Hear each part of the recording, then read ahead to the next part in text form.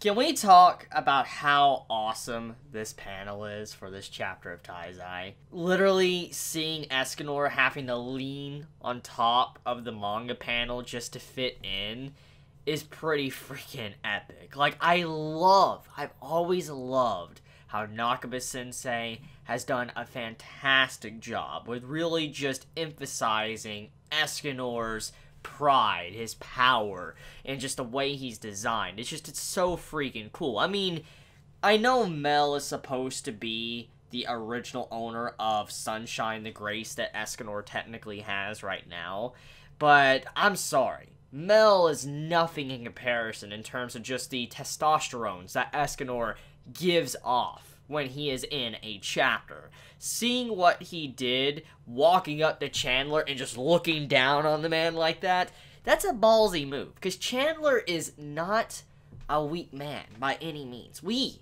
all know that Chandler, he's no pushover. He is literally like the god of night.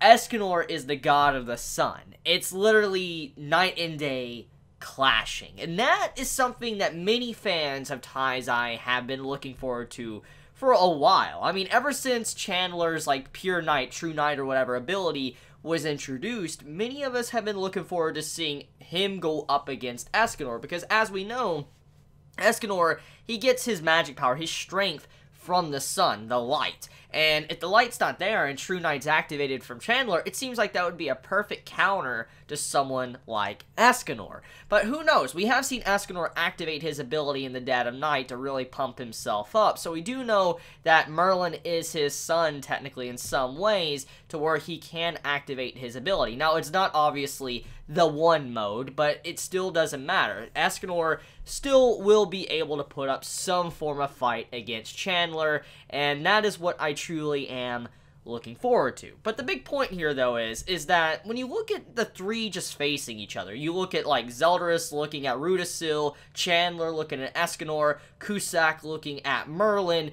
when you see this entire panel, there's something I do want to point out, okay? I know everybody is very interested in the Chandler and Escanor stuff. Myself, I included in that. I am really going to love that part. But the thing is the Merlin and Cusack stuff, not the Zeldris and Rudisil, which will be interesting, but the Cusack and Merlin stuff is definitely something that many of us should really pay attention to. Because think about this. Merlin, throughout the entire series, we really haven't seen her truly get into a serious fight. The only, like, real thing we've seen her really fight is a little bit with, Galan, and also getting to see her fight Grey Road in some aspects, but it wasn't really that crazy. It wasn't a straight-up brawl or anything. So we really have never really seen Merlin have, like, a real serious straight-up fight in this series. We know that her magic ability, Infinity, is incredibly broken. I've talked about this in length in the past of how insane that ability is, and getting to see, you know, Merlin use this magic against someone like Cusack, I am looking forward to. And the reason why is because Cusack is the very reason to what happened to King Arthur. Remember, that's a big plot point right now in the series. Now, it has been established that apparently we will eventually be getting some form of King Arthur-like continuation story after Seven Deadly Sins. We don't know exactly what's going to happen, let's say Merlin, or what's going to happen with Meliodas and Elizabeth, but we do know that King Arthur eventually is probably going to have his own story or something. But the point here is that Cusack is responsible for what has happened to Arthur right now in his own way, and Merlin, knowing this, she's probably going to take her aggression out on Cusack, really have some form of hatred, malice, and anger towards Cusack, and want to bring him down. So you see my point. That's what I'm really looking forward to, seeing Merlin actually go all out against one of the strongest demons. Now, as you remember, Chandler and Cusack, these two individual demons, apparently from what was established a while ago, that they are pretty much stronger than the Ten Commandments. They are monsters, legitimate monsters. They are ones that has trained Zeldris and has trained Meliodas. They are by no means pushover demons. We also have to remember that they have transformations as well, as like certain members of all the demon clan, they can transform because of their hearts and all that. They have to sacrifice them, but we do know that they obviously will have their Indra modes. So yeah, now getting into the Zeldris and Rudisil stuff, now this This one's pretty hype, but I feel like when I look at the stats from both individual characters, Rudisil in Margaret's body, and Zeldris that has lost his commandment, it seems very one-sided. Because yes, I know that right now the 4 Archangels, they are recovering. They're not at full power. They're having to stay in a vessel to get their strength back. This has already been established with Tara and Sar in the past that was fighting Mel. We already know this. But the point, though, is that Rudisil, regardless if he is in a vessel or not and he's not at full strength, he is definitely going to be a lot stronger than Sar and Tara was in the recovery mode. And we saw how ridiculous they were. But it doesn't just stop there. Zeldris has recently lost his commandment, which has made his power level go down. It's no longer like it once was. Now, I know many don't like to hear power levels and stuff because that's something that many of us don't like in shonen because it can really make things, you know, complex, power creep, all of that, and, you know, I hate to even get into it myself.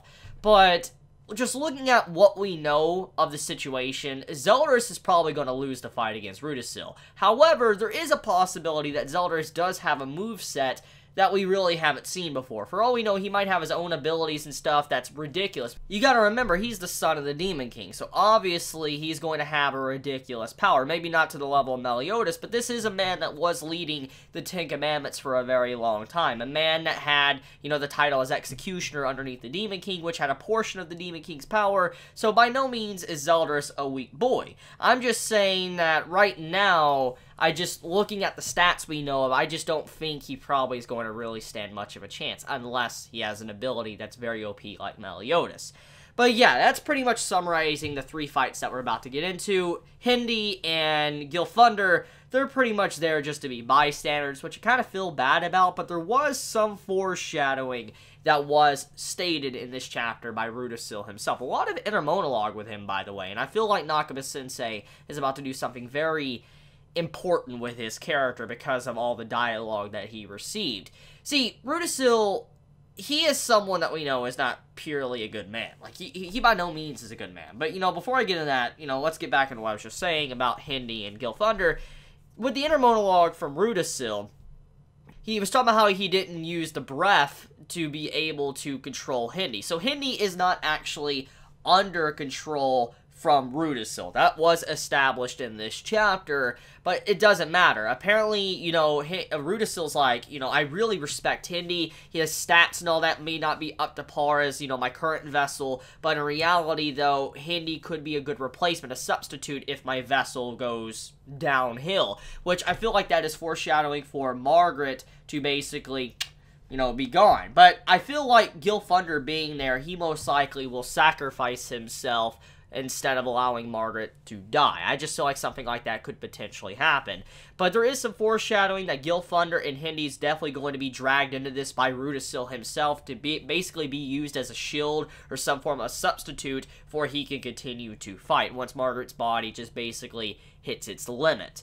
So, getting into Rudisil. Rudisil, talking about his character, we all know by now he is not a good man. He is by no means someone that is innocent. In a lot of ways, when you look at the story and everything that has been established already in Taizai, Rudisil is pretty much the kind of like the main villain so far of the story. You could kind of peg him as that. And I know Meliodas could be pegged as one of the main villains because, you know, he has no emotions at this moment, and, you know, he's getting all the commandments, and he's trying to, you know, just break the curse with Elizabeth. That's his entire goal, and he could potentially become the final villain, which would be really cool, and I think it would be crazy to have the MC become the final villain and have to be brought down. It'd be very poetic in a way. But the point is I feel like Rudisil is definitely someone that's going to be a big part, because thinking about his track record and what he has done, he is someone that thinks, you know, the Goddess Clan is superior to any other species. He's literally committed genocide against the Demon Clan. Now, I'm not saying the Demon Clan by any means is innocent. They've done a lot of horrific stuff. I mean, look at the Demon King and what he was doing in this chapter and the previous chapters. He's by no means good either. The Demon Clan is not innocent.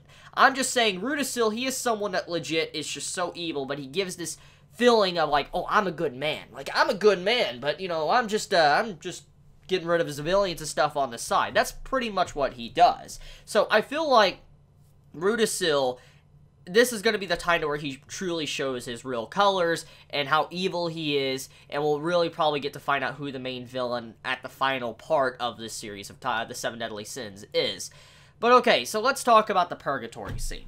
I've kept you guys waiting long enough. So, Meliodas and Bon have left purgatory. For a second there, I was about to get a little bit upset when the Demon King grabbed Meliodas, which, in a way, I'm happy that he grabbed him. It wasn't that easy just to get away from him.